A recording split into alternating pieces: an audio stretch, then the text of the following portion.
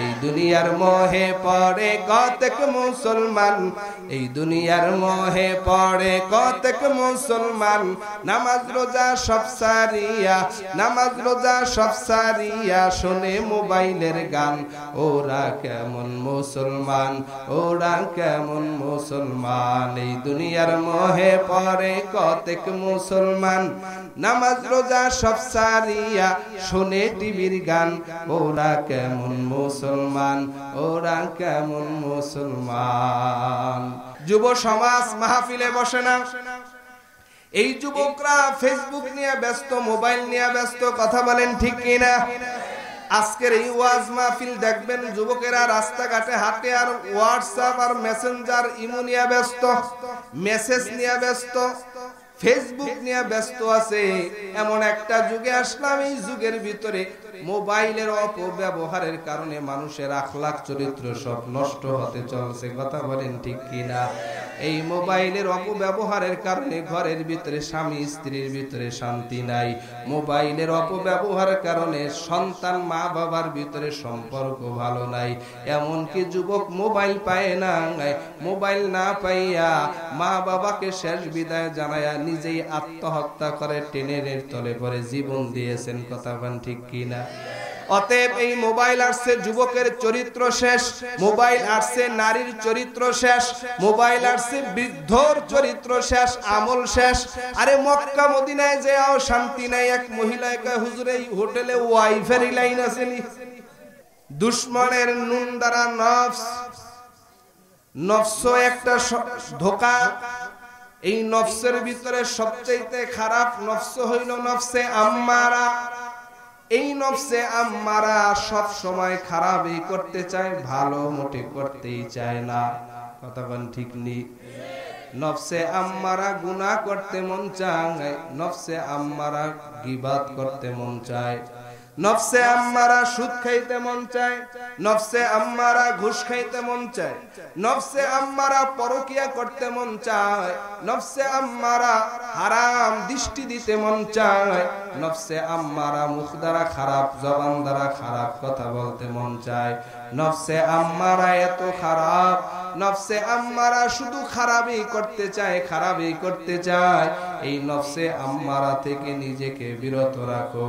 নফসে আম্মারা অবৈধ ভালোবাসা করতে চায়, নফসে আম্মারা মোবাইল টিপতে মন চায়, নফসে আম্মারা ফেসবুকে সময় দিতে মন চায়। এই জমিনের ভিতরে এমন সময় গেছে, এমন কিছু মানুষ গেছে যেই মানুষগুলো আল্লাহর কাছে বড় দামি মানুষ হয়েছে। এই জমিনের ভিতরে এই নবীর শ্রেষ্ঠ উম্মতের ভিতরে সবচেয়ে শ্রেষ্ঠ মানুষ হলেন সিদ্দিকে আকবর আবু বকর। এরপর এই জমিনের ভিতরে উম্মতি মুহাম্মাদের শ্রেষ্ঠ দ্বিতীয় ব্যক্তি হলেন খলিফাতুল মুসলিমিন হযরতে ওমর। হযরতে ওমর রাদিয়াল্লাহু তাআলা আনহুর পরে এরপরের বান্দা হলো হযরতে ওসমান, এরপরে হযরতে আলী কাররামুল্লাহ ওয়াজহা। এই জমিনের ভিতরে এই মানুষগুলো যে আল্লাহর কাছে সম্মানিত হলেন, দামি হলেন, এমনি হয় নাই। দুনিয়ার টাকা আর সম্পদ আর ক্ষমতা দেয়া দামি হয় নাই। এই মানুষ দামি হওয়ার পিছনে বান্দা অন্তরের ভিতরে তাকওয়া ঢুকাইছেন। তাকওয়া থাকার কারণে সিদ্দিকে আকবর আবু বকর আল্লাহর কাছে দামি, তাকওয়া থাকার কারণে হযরতে ওমর আল্লাহর কাছে দামি। ও নবীর উম্মতের দল, ও যুবক ভাই, ও বৃদ্ধ বাবারা, আল্লাহর ভয়, আল্লাহর তাকওয়া ব্যতীত বান্দাকে ভালো মানুষ বানানো যাবে না। বান্দা যদি ভালো মানুষ হইতে চাও, অন্তরের ভিতরে তাকওয়ার মেডিসিন লাগাও। তাকওয়ার মেডিসিন ব্যতীত নামাজ পড়লে নামাজ হবে না। তাকওয়ার মেডিসিন ব্যতীত বান্দা সিয়াম পালন করবা, সিয়াম হবে না। তাকওয়ার মেডিসিন ব্যতীত বান্দা মসজিদ বানাইবা, মসজিদ আল্লাহর দরবারে কবুল হবে না। তাকওয়ার মেডিসিন ব্যতীত বান্দা হজ্জে বাইতুল্লাহ আদায় করবা, তোমার হজ কবুল হবে না। যেই বান্দার অন্তরে তাকওয়া যত বেশি, ওই বান্দা আল্লাহ তাআলার কাছে অত প্রিয় বেশি। আল্লাহর নবীর সাহাবী, আল্লাহর নবীর প্রিয় সাহাবী হযরত আবু হুরায়রা রাদিয়াল্লাহু তাআলা আনহুকে নবী একদিন বলেন, আবু হুরায়রা, আমি তোমাকে এমন 5টা উপদেশ দিব, যদি এই 5টা উপদেশ তুমি আমল করতে পারো, মানুষকে আমল করাতে পারো, তাহলে আমি বলবো তুমি কি পারবা এই 5টি উপদেশ গ্রহণ করতে? আল্লাহর নবীর প্রিয় সাহাবী হযরত আবু হুরায়রা বলে, ও পয়গম্বর, আপনি বলেন, আমি পালন করবার জন্য তৈরি আছি। ও নবীর উম্মতেরা, আজ আমরা তো ওয়াজ মাহফিলে বসতে চাই না। সাহাবায়ে কেরাম নবীর কথা শুনবার জন্য বড় পাগল পারা ছিলেন, সাহাবায়ে কেরাম নবীর ওয়াজ শোনার জন্য পাগল পারা ছিলেন। আজ নবীর উম্মতেরা ওয়াজ শোনার জন্য বসতে চায় না। আজ নবীর উম্মতেরা অশ্লীল বেহায়াপনার নাচ গান নিয়ে বড় ব্যস্ত। কথাগান ঠিক কিনা? যুব সমাজ মাহফিলে বসে না। এই যুবকরা ফেসবুক নিয়ে ব্যস্ত, মোবাইল নিয়ে ব্যস্ত। কথা বলেন ঠিক কিনা? আজকের এই ওয়াজ মাহফিল দেখবেন যুবকেরা রাস্তাঘাটে হাঁটে আর হোয়াটসঅ্যাপ আর মেসেঞ্জার ইমো নিয়ে ব্যস্ত, মেসেজ নিয়ে ব্যস্ত, ফেসবুক নিয়ে ব্যস্ত আছে। এমন একটা যুগে আসলাম, এই যুগের ভিতরে মোবাইলের অপব্যবহারের কারণে মানুষের আখলাক চরিত্র সব নষ্ট হতে চলছে। কথা বলেন ঠিক কিনা? এই মোবাইলের অপব্যবহারের কারণে ঘরের ভিতরে স্বামী স্ত্রীর ভিতরে শান্তি নাই। মোবাইলের অপব্যবহারের কারণে সন্তান মা বাবার ভিতরে সম্পর্ক ভালো নাই। এমনকি যুবক মোবাইল পায় না, মোবাইল না পাইয়া মা বাবাকে শেষ বিদায় জানায়া নিজেই আত্মহত্যা করে ট্রেনের তলে পড়ে জীবন দিয়েছেন। কথা বলেন ঠিক কিনা? অতএব এই মোবাইল আসছে, যুবকের চরিত্র শেষ। মোবাইল আসছে, নারীর চরিত্র শেষ। মোবাইল আসছে, বৃদ্ধর চরিত্র শেষ, আমল শেষ। আরে মক্কা মদিনায় যেও শান্তি নাই। এক মহিলায় কয়, হুজুর এই হোটেলে ওয়াইফাই লাইন আছে নি? কি কয়? মক্কা মদিনায় যাইবা, সেখানেও ওয়াইফাই লাইন খুঁজে সে মোবাইল দেখবে। গজবের মোবাইল, মসজিদের ভিতরে মোবাইল, ঘরের ভিতরে মোবাইল, 24 ঘন্টা মোবাইল নিয়ে ব্যস্ত, আল্লাহর হুকুম মানার জন্য ব্যস্ত নাই। আজ আমরা অনেক সময় রাত্র 1টা 2টা পর্যন্ত অনলাইনে সময় কাটাই। ওয়াজ মাহফিলে 2টা 3টা ঘন্টা বসতে সময় পাই না। কথা বলেন ঠিক কিনা? এই দুনিয়ার মোহে পড়ে কতক মুসলমান, এই দুনিয়ার মোহে পড়ে কতক মুসলমান, নামাজ রোজা সব সারিয়া, নামাজ রোজা সব সারিয়া শোনে মোবাইলের গান। ওরা কেমন মুসলমান, ওরা কেমন মুসলমান? এই দুনিয়ার মোহে পড়ে কতক মুসলমান, নামাজ রোজা সব সারিয়া শোনে টিভির গান। ওরা কেমন মুসলমান, ওরা কেমন মুসলমান? ওয়াজ মাহফিল হইলে কোথাও যাইতে চায় না সেথায় মন, রাত জাগিয়া দেখে ওরা হিন্দি সিনেমার নাচন। আছে না নাই? ওয়াজ মাহফিল হইলে কোথাও যাইতে চায় না সেথায় মন, রাত জাগিয়া দেখে ওরা সুন্দরী মাইয়ার নাচন। 2 আঙ্গুলের চিপায় আবার, 2 আঙ্গুলের চিপায় আবার বিড়ি মারে টান। ওরা কেমন মুসলমান, ওরা কেমন মুসলমান? ঠিক কিনা? কইলে নামাজের কথা দেখায় কত অজুহাত, হাতে ব্যথা পায়ে ব্যথা আরো নাকি গিরায় বাত। আছে না নাই? এই 30 মাত্র যুবক মানুষ, 20-25 বছর বয়স, 15 বছর বয়স। ইমাম সাহেব হুজুর কয় কাতারে লোক তো সংখ্যা কম, মুসল্লিও কম। জোহরের সময় যুবকরা রাস্তা দিয়ে হাইটা যায়। ইমাম সাহেব কয় ভাইজান আয়েন মসজিদে। কয় হুজুর কাপড় বালানা। কয় বিসমিল্লাহ কয় 3 বার দিলে কাপড় পাক হয়ে যাবে। কয় কাপড় পাক হইলে হইব কি? আমার কোমরের সমস্যা। কথা বল। 30-25 বছর নওজোয়ান টাকরাওয়ালা যুবক, চেহারা থাকবে আপেলের মতন, ভাইঙ্গা সিরা গাঞ্জুটির মতন হয়ে গেছে। কথা বল। কারণ রাতের বেলা ঘুম নাই, ও তো হরদম মোবাইল নিয়ে ব্যস্ত। কথা বল। মা বাবায় অতিষ্ঠ, মোবাইলের কারণে যুব সমাজ ধ্বংস। কথা বল। আপনারা বললো ঠিক, না বললো ঠিক, তারপরেও ঠিক। কথা বল ঠিক কিনা? হে যুবক, চরিত্র যদি সংশোধন করতে চাও মোবাইলের অপব্যবহার থেকে নিজেকে কন্ট্রোল করে নাও। মোবাইলে কি করেছে? মোবাইলে পরকীয়া বাড়ায় দিছে, মোবাইলে স্বামী স্ত্রীর বিচ্ছেদ ঘটাইছে। মোবাইল আসিয়া এই যুব সমাজের যৌবনকে ধ্বংস করেছে।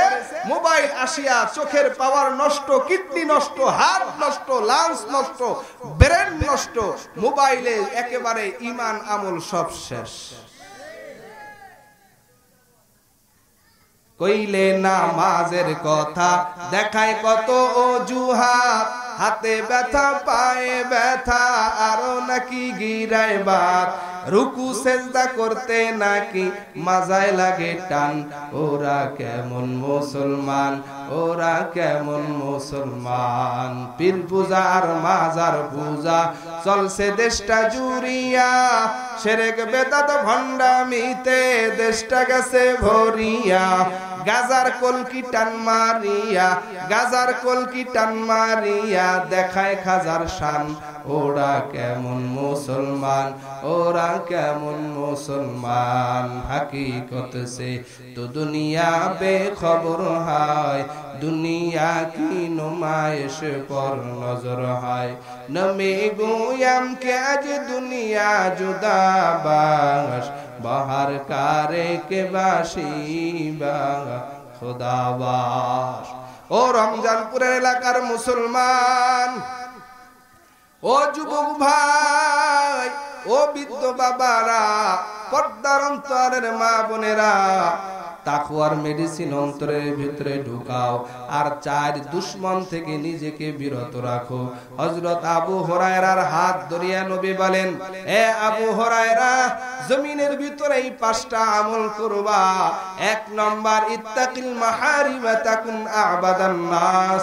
জমিনের ভিতরে তুমি আল্লাহর নিষিদ্ধ বস্তু হারাম থেকে বেঁচে থাকবা, তুমি বড় আবেদ হয়ে যাইবা, আল্লাহর কাছে বড় আবেদ হিসাবে গণ্য হবা। অতএব আল্লাহর হারাম বস্তু, নিষিদ্ধ বস্তু, আল্লাহর আদেশ, আল্লাহর নিষেধ বস্তু থেকে নিজেকে বিরত রাখা এই জমিনের ভিতরে বড় কঠিন ব্যাপার। এরে যুবক আল্লাহর গোলাম, জমিনের ভিতরে যদি আবেদ হতে চাও, নিজেকে হারাম বস্তু থেকে বাঁচিয়ে নাও। যে যত হারাম বস্তু থেকে বেঁচে থাকতে পারবে সে তত বড় আবেদ হতে পারবে। ইত্তাকিল মাহারিমা তাকুন আবাদান নাস। ও যুবক, তুমি আল্লাহর নিষিদ্ধ বস্তু থেকে বেঁচে থাকো, তাহলে অন্তরে তাকওয়া ঢুকবে।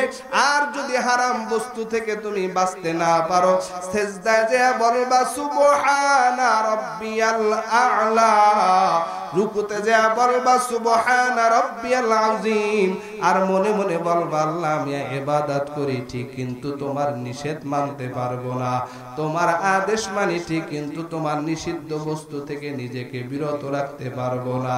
আল্লাহ বলেন তোমার এই রুকু আর সিজদা আমি আল্লাহর দরবারে কোনো কাজে আসবে না। রমজান মাসে অনেকে ইবাদত করেন, সিয়াম পালন করেন, রোজা রাখেন ঠিক, তারাবির নামাজও পড়েন, কিন্তু গুনার কাজ থেকে বাঁচেন না, মিথ্যা থেকে বাঁচতে পারেন না। এ যুবক, চোখের গুনার থেকে নিজেকে বিরত রাখতে পারো না, জবানকে কন্ট্রোল করতে পারো না, তোমার রমজান মাস দ্বারা তোমার কোনো ফায়দাই হবে না। ঘরের ভিতরে রুম বড় সুন্দর, এয়ার কন্ডিশন ওয়ালা রুম, তবে এয়ার কন্ডিশন তুমি ছেড়ে দিয়েছো, আবার জানালা দরজাও খোলা রেখেছো। আপনি বলবেন আমার রুম কেন ঠান্ডা হয় না? রুম ঠান্ডা হবে কি করে? জানলা দরজা বন্ধ করে দাও, দেখবা রুম অটোমেটিক ঠান্ডা হয়ে যাবে।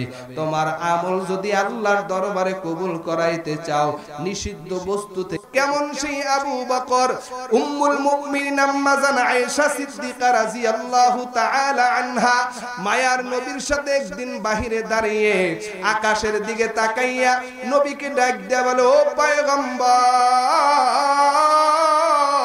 এই আকাশে সুন্দর তারকা দেখা যায়, ও পয়গম্বর জানতে চাই এই তারকা গণনা করার কোন মানুষ পৃথিবীতে আছে নাকি? আল্লাহর নবী বলেন না, এই তারকা গণনা করার মতন পৃথিবীতে কোনো মানুষ নাই। উম্মুল মুমিনিন আম্মা জান আয়েশা রাদিয়াল্লাহু তাআলা আনহা ডাক দিয়া বলেন, পয়গম্বর জানতে চাই এই তারকার মতো এমন কোন সাহাবীর এমন কোন বান্দার নেক আছে নাকি যার নেকিও গণনা করা যায় না। আল্লাহর নবী ডাক দেয়া বলেন, হ্যাঁ এরকম নেক আছে হযরতে ওমরে ফারুক রাদিয়াল্লাহু তাআলা আনহুর। হযরত ওমর এত বড় আমলওয়ালা নেককার বান্দা, এই তারকা যেমন গণনা করা যাবে না, হযরত ওমরের আমল নেক আমলগুলো গণনা করা যাবে না। আম্মা জান আয়েশা রাদিয়াল্লাহু তাআলা আনহার মনটা একটু খারাপ, মলিন হয়ে গেছে।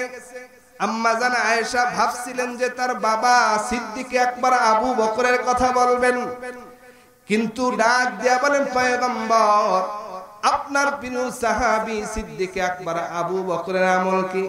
নবী বলেন, আয়েশা আবু বকরের আমল তো আরো বিশাল আমলের ব্যাপার, আজীব আমল, এত আশ্চর্যজনক আমল। সিদ্দিক আকবর আবু বকরের এক রাতের ইবাদত, গারে সোরের ইবাদত, এই উম্মতের সবার আমলগুলো নেক আমল যদি এক পাল্লায় দেওয়া হয়, সিদ্দিক আকবর আবু বকরের এক রাতের আমল এক পাল্লায় দিলে আবু বকরের রাতের পাল্লা কোটি কোটি গুণে ভারী হয়ে যাবে। সেই রাত হলো গারে সুরের রাত।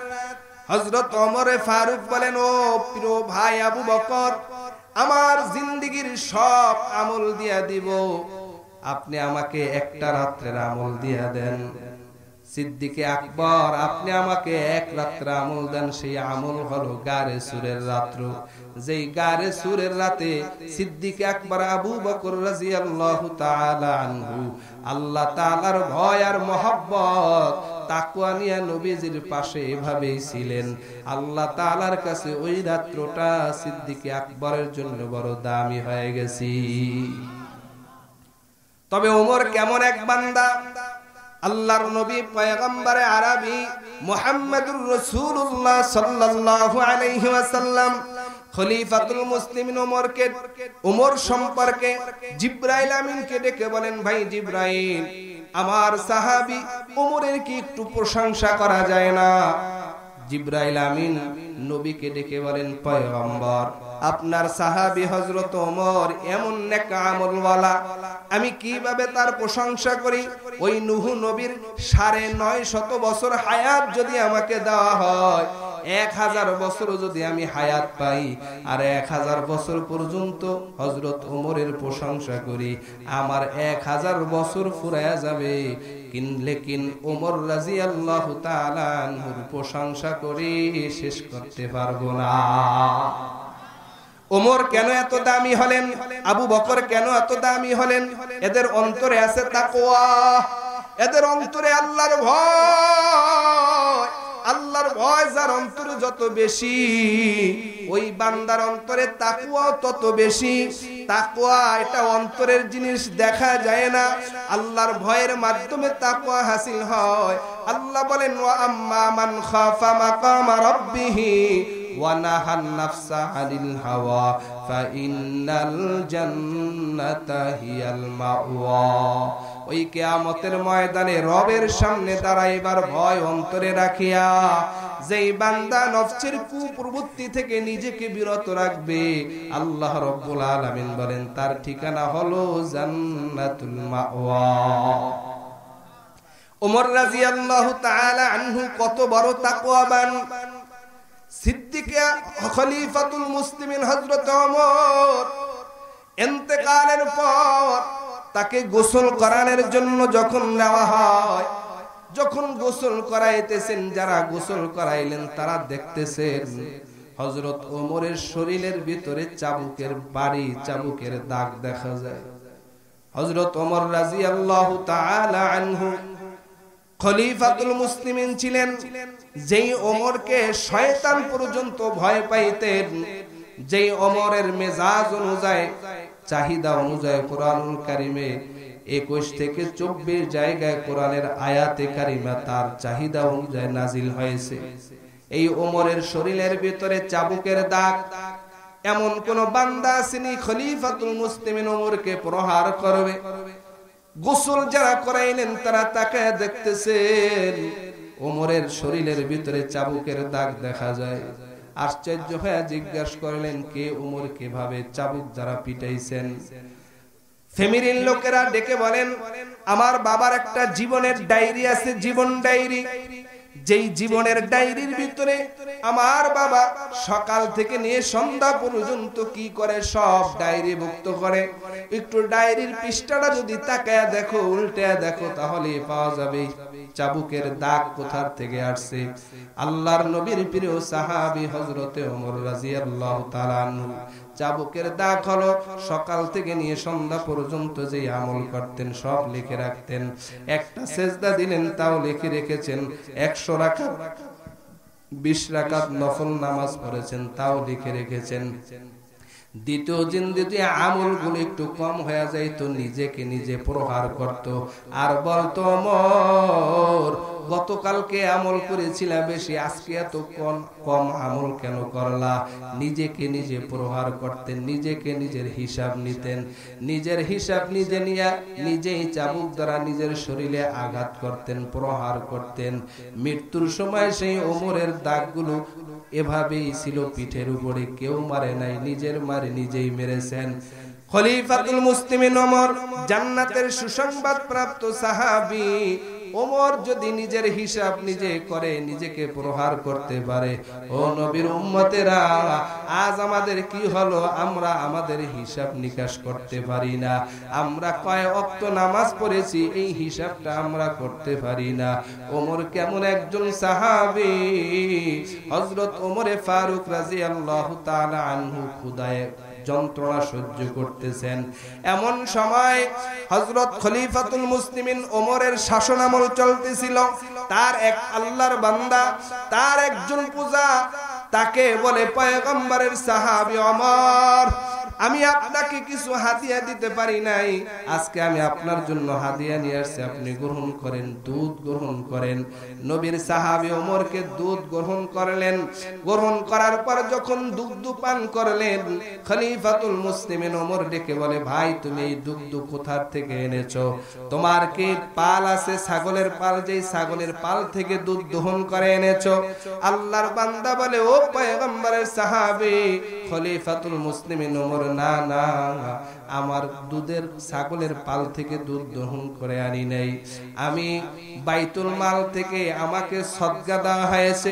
বাইতুল মালে যেই ছাগল আর উট রাখা আছে, ওই বাইতুল মালের ছাগল আর উট দহন করিয়া ওই দুধ আমাকে সদকা হিসাবে আমাকে দেওয়া হয়েছে। ও খলিফাতুল মুসলিমিন ওমর, আমার জীবনে আমি আপনাকে হাদিয়া দিতে পারি নাই, তবে আমি তো সদকা প্রাপ্ত, আমাকে সদকার দুধ দেওয়া হয়েছে।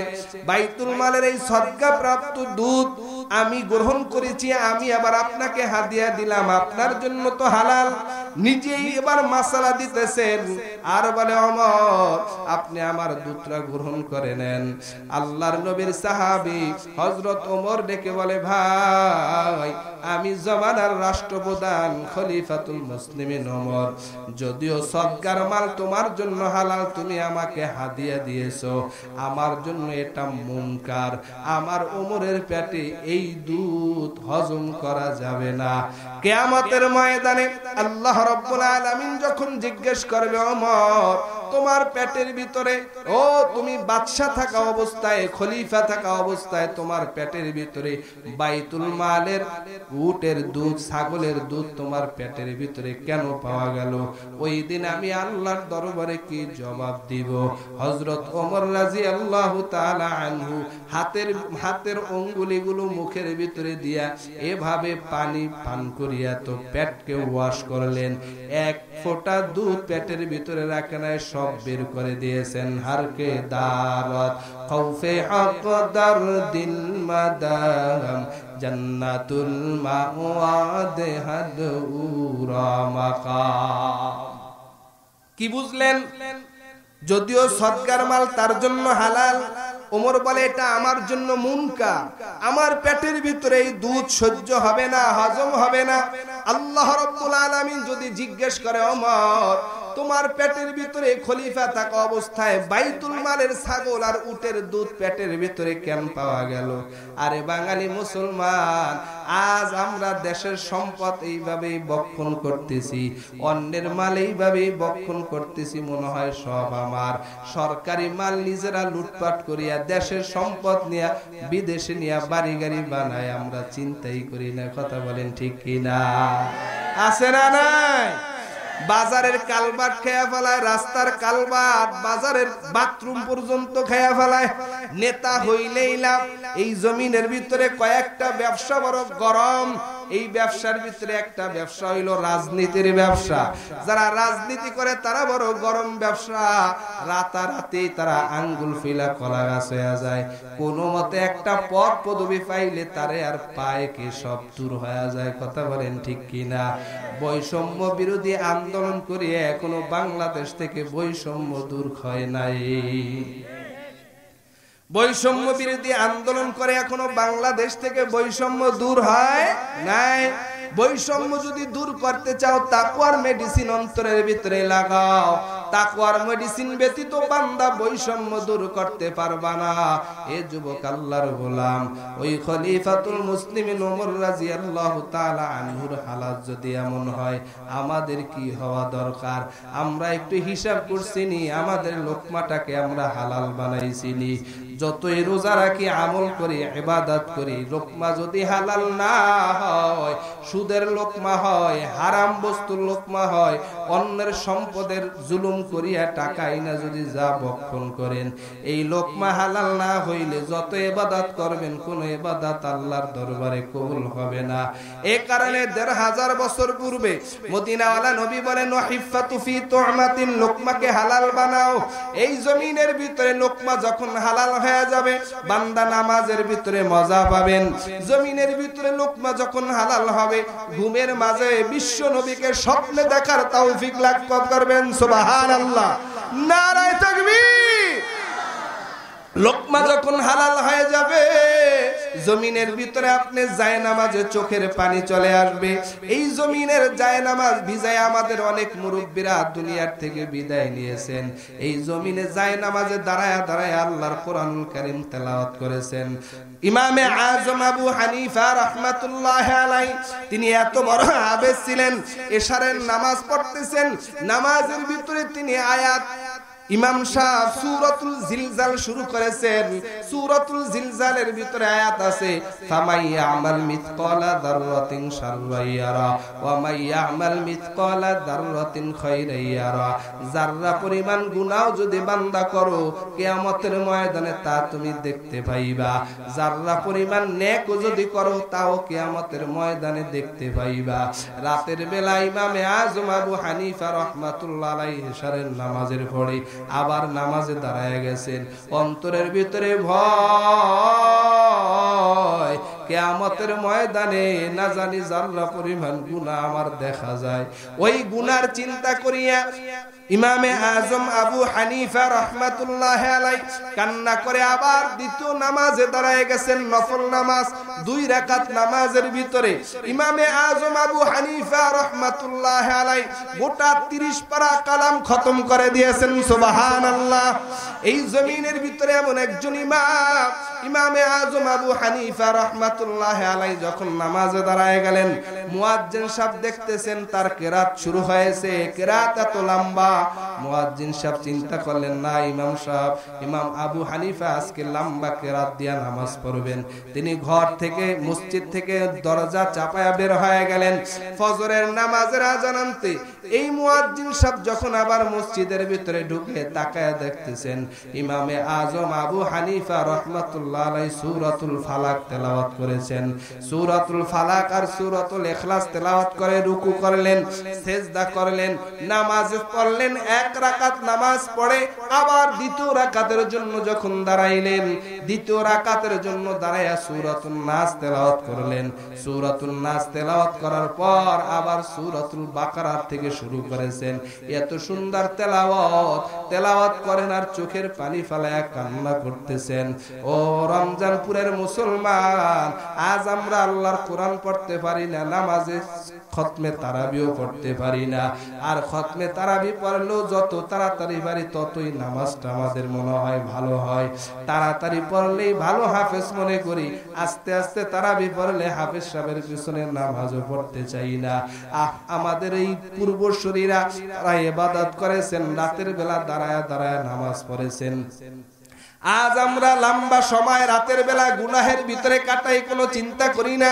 ওই 2 রাকাত নামাজের ভিতরে সূরাতুল বাকারা পড়ে, এরপরে তিনি আবার রুকু করলেন, সিজদা করলেন। 2 রাকাত নামাজে গোটা 30 পারা কালাম পড়ে শেষ করেছেন। রমজান মাস আসতেছে, কোরআন নাজিলের মাস।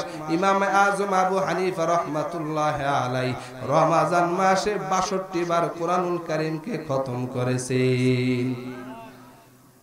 আপনি আমি কয় পারা কোরআন পড়ি? ইমামে আজম আবু হানিফা রাহমাতুল্লাহি আলাইহি হলো হালাত, শুধু গুনাহের চিন্তা, কিয়ামতের চিন্তা। তাদের অন্তরে আল্লাহর ভয়, ওই কিয়ামতের ময়দানে আমি কিভাবে দাঁড়াবো, এই চিন্তা ফিকির নিয়ে অন্তরে ভয় নিয়ে রাতের বেলা কান্না করে। এমন কি একটা আয়াত পড়তে পড়তে পড়তে পড়তে সারা রাত কাটায়া দিলেন। ওয়ান্তাজুল ইয়াউমা আইয়ুহাল মুজরিমুন।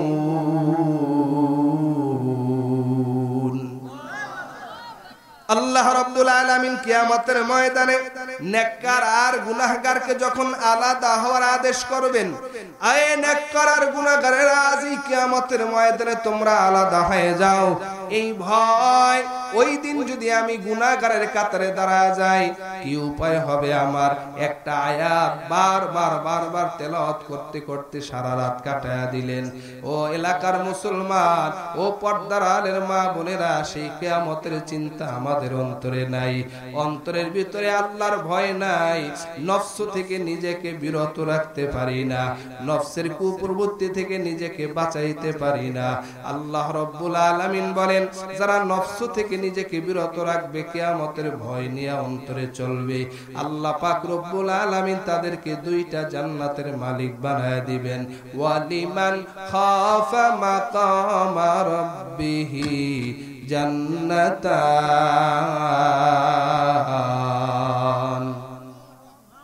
জোরে বলেন আল্লাহু আকবার।